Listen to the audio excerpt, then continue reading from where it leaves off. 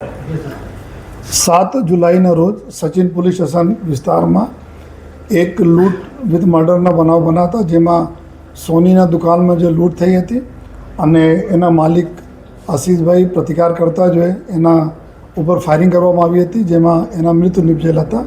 અને જ્યારે આરોપીઓ ભાગતા હતા ત્યારે ત્યાંની સ્થાનિક લોકો જોઈએ એના પકડવા માટે પાછળ પડ્યા તો એના 2 લોકોને બી સમાન ઇન્જરી કરવામાં આવી હતી ફાયરિંગ દ્વારા. જોઈએ તાત્કાલિક પબ્લિકના હેલ્પથી જો પબ્લિકે એક આરોપી ત્યાંથી પકડાઈ ગયા હતા જોઈએ, અને દીપક જો પાસવાન, અને એના પૂછપરછમાં એવું આપણને જાણકારી મળી કે આ લોકો દીપક જો આરોપી છે આ પહેલે બી અહીંયા રહી ચૂક્યા છે. સુરતમાં કામ ધંધા માટે કડોદરા વિસ્તારમાં પહેલે રહેતા હતા અને અમુક માસ રહ્યા પછી જતા રહ્યા, અને બનાવને ફરી પહેલાં બી 1 માસ જેટલા રહી ચૂક્યા છે અહીંયા જોઈએ.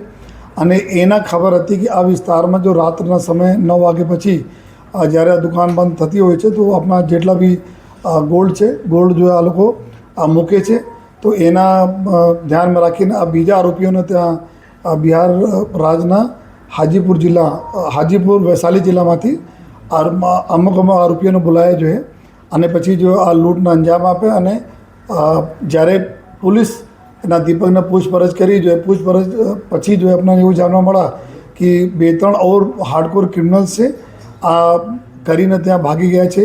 બિહાર તાત્કાલિક ટીમો અહીંયાથી જોઈએ એટલા પ્રાથમિક ઇન્ફોર્મેશન પે અહીંયાથી 2 પીઆઈ 1 પીએસઆઈ લગભગ 9 જેટલા આદમી કુલ 12 લોકોને અલગ અલગ 3 ટીમ અહીંયાથી બિહાર જતી રહી હતી જોઈએ.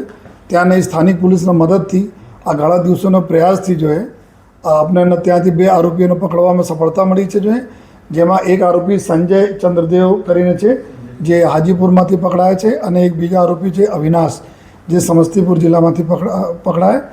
અને આ આરોપીઓના સતત જો એ લગભગ 1 અઠવાડિયાથી આ ઓપરેશન ચાલતા હતા. આ લોકો આપણા ઘર વારંવાર જો બદલતા હતા, જો છુપાવવાની જગ્યાઓ બદલતા હતા જોઈએ. અને ત્યાં આરોપીઓ જ્યારે પકડાયા તો આ આરોપીઓનો બહુ સિરિયસ જો ગુનાહિત ઇતિહાસ પણ છે જોઈએ. આમાં જો ચંદ્રદેવ છે અને આ જેટલા બી આરોપી પકડાયા છે અવિનાશના સિવાય જો બાકી જો 3 આરોપી છે આ લોકો જો બેંક ડકૈતી, પેટ્રોલ પંપ ડકૈતીઓ જોઈએ, હથિયાર વડે લૂંટ કરવાના જોઈએ, આ મોટી રકમને જો ચીલ ઝડપ કરવાના જોઈએ, નાર્કોટિક્સના કેસીસ, આ પ્રકારના કેસીસમાં બધા આરોપીઓ સંડવાયેલા છે, જે અમે ઇન્ફોર્મેશન બિહાર પોલીસમાંથી મળી છે જોઈએ. આમાં ખાસ કરીને જો સંજય ચંદ્રદેવ છે પાસવાન, એના ઉપર જો 5 જેટલા સિરિયસ ગુના આ પ્રકારના ડકૈતી અને આ પ્રકારના ગુના દાખલ થયા છે.